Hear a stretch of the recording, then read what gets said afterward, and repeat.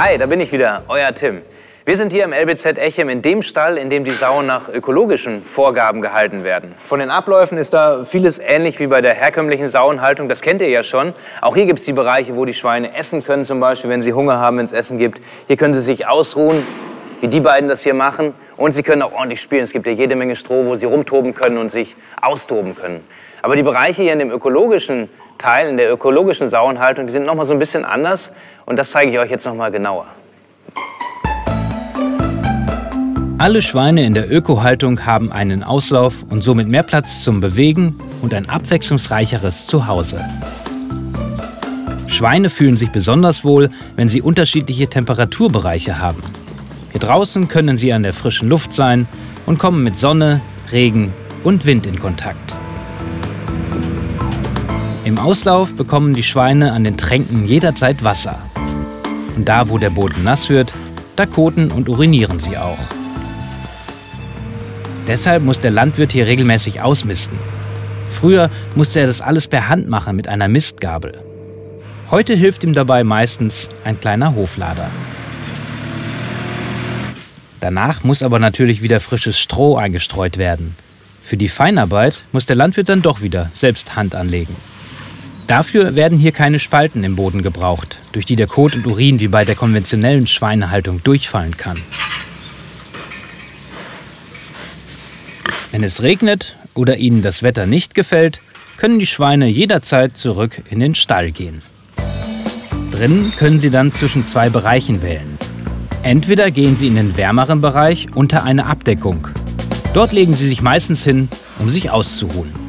Oder aber sie gehen in den restlichen Stall, wenn sie es etwas kühler haben wollen.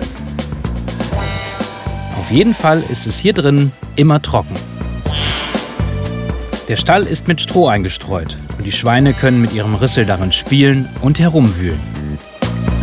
Das machen sie einen Großteil des Tages wie ihre Vorfahren, die Wildschweine, und suchen so ständig nach Futter. Auch in der ökologischen Tierhaltung werden die Sauen meistens künstlich besamt. Diese Sauen sind bereits trächtig und können bis zur Geburt frei in ihrer Gruppe herumlaufen.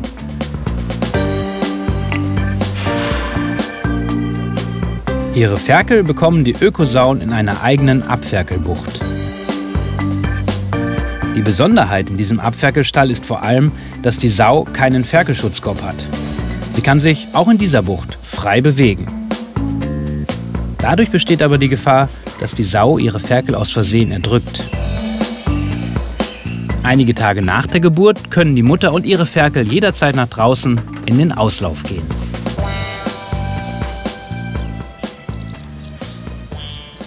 Auch die männlichen Ökoferkel werden in der ersten Woche nach der Geburt kastriert, also unfruchtbar gemacht. Dafür werden ihnen aber grundsätzlich nicht die Schwänze gekürzt. Ihr könnt das hier auch sehen, diese kleinen, langen, baumelnden Schwänze, manchmal geringelt, manchmal auch nicht.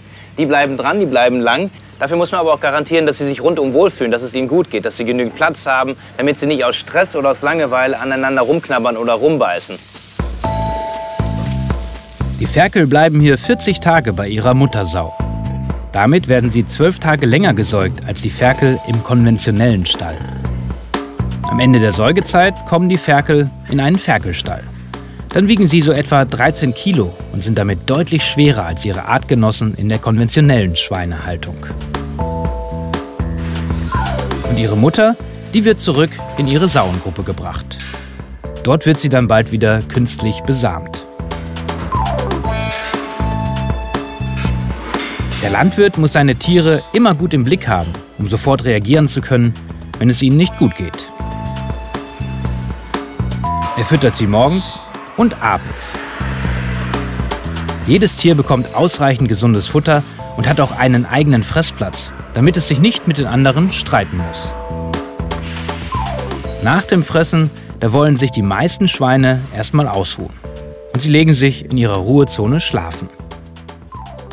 Ja, und warum kostet jetzt ein Ökoschnitzel doppelt so viel wie ein Schnitzel aus herkömmliche Haltung. Ich meine, ihr könnt es ja selber sehen hier, ne? Die sehen ja beide komplett gleich aus. Aber wir haben ja auch gesehen, dass hier das Bioschnitzel in der Biohaltung viel mehr Platz braucht im Stall für die Schweine. Die Schweine haben mehr Auslauf und außerdem ist das Biofutter teurer und auch das Stroh. Und das bedeutet natürlich für den Landwirt zusätzliche Arbeit, die auch irgendwie bezahlt werden muss. Und das macht eben so ein Bioschnitzel teurer als das herkömmliche. Wo wir das geklärt haben, habe ich noch eine andere Frage an euch. Wollt ihr sehen, wie die Ferkel aufwachsen, wie die großgezogen werden, die ganz kleinen Ferkel, ja? Dann kommt mal mit, das zeigen wir euch nämlich in unserem letzten Film.